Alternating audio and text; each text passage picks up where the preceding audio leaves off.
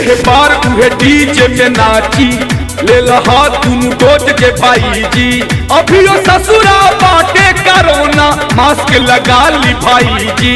केहू न केहू के रिक्स ली है कहते तन किलिया। नया साल के स्वागत में बोलल जाई हैप्पी न्यू ईयर। तो नया साल के स्वागत में बोलल जाई happy new year, happy new year.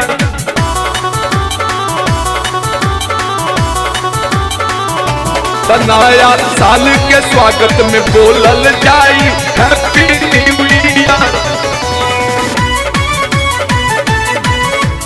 Happy new year,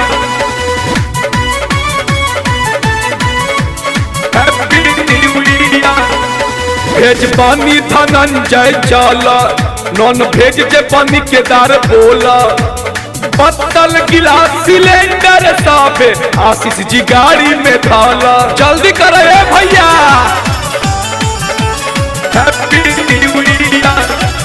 भेज पानी धनंजय चला नॉन भेज जे पानी केदार बोला।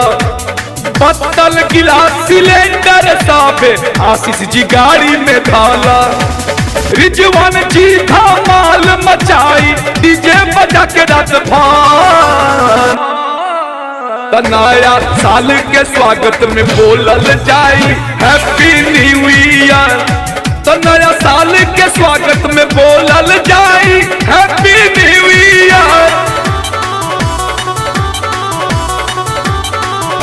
तो नया साल के स्वागत में बोलल जाई happy new year, happy new year, happy new year. Pandey कहे भटिंडा चला जमीर पारस न था अब बोला। बंगाली दा तो चाची छिल तकी ना कहे घरे मनाला। अरे जल्दी सांझ हो जाई हैप्पी न्यू ईयर।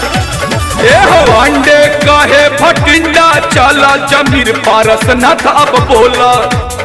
बंगाली दा तो चाची छिल तकी ना कहे घरे मनाला।